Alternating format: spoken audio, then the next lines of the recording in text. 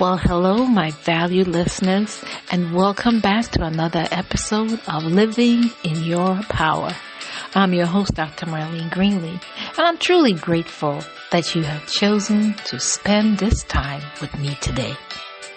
So, as we continue this new year together, we are walking through our January theme, the Power Reset, returning to what matters. Now, this month, it's not about pressure or performance. It's about restoration, alignment, and intentional living.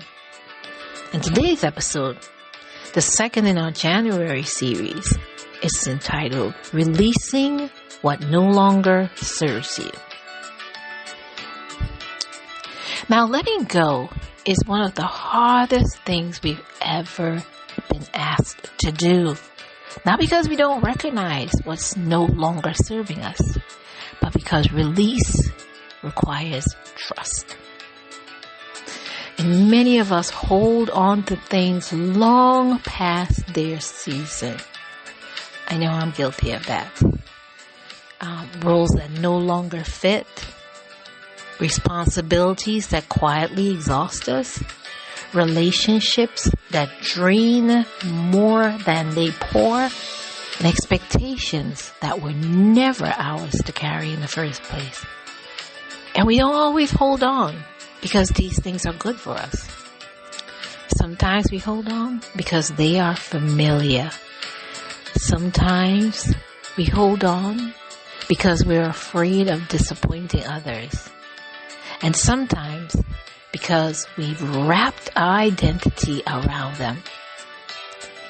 But there comes a point, often quietly, when your spirit begins to signal that something is no longer aligned. Ecclesiastes 3 reminds us, there is a time to keep and a time to cast away. Wisdom is not found in holding on indefinitely. Wisdom is knowing when the season has changed, and releasing what no longer serves you is not a failure. It's discernment. Now, in my own life, I've learned that God doesn't always demand immediate release. Often, He begins by gently revealing the weight. That there have been seasons where I noticed I was doing everything right, showing up, fulfilling obligations, meeting expectations, but somehow something felt off. I was faithful, but fatigued, committed, but disconnected. And in prayer, God reveals something important to me. Just because you can carry it doesn't mean you're supposed to. And that truth, my dear listeners, that truth changed how I understood obedience. Release is not rebellion. Release is response. And when God asks us to lay something down, it's never to leave us empty. Because it's to make room for peace, room for clarity, and room for the next assignment He has prepared for us. Jesus Himself modeled this when He withdrew to pray and stepped away from the crowds and said no, even when the needs were great. Release is not neglect. Neglect, it's alignment. Now, here are 3 ways to begin releasing gently. If you feel the stirring to release something in the season, here are 3 gentle ways to begin. First and foremost, pay attention to what feels heavy. What consistently drains you? What leaves you exhausted rather than energized? Heaviness is often a signal, not of weakness, but of misalignment. Second, let go without over-explaining. Listen, You don't owe everyone an explanation for choosing peace. Boundaries don't require permission. And sometimes the most powerful no is a quiet one. And now third, trust that release creates space. Yes, when you lay something down, you're not losing ground. In fact, you're clearing it because God fills the space we create when we trust Him. So release is not about subtraction. It's about preparation. Now let's anchor ourselves in Hebrews 12:1.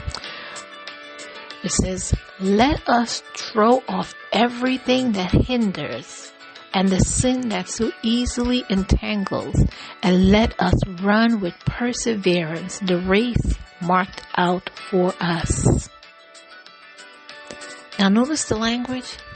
Everything that hinders, not just sin, not just obvious distractions, but anything that slows you down or pulls you out of alignment. Now here are your empowerment prompts for this week. I want to invite you to journal or reflect on these questions.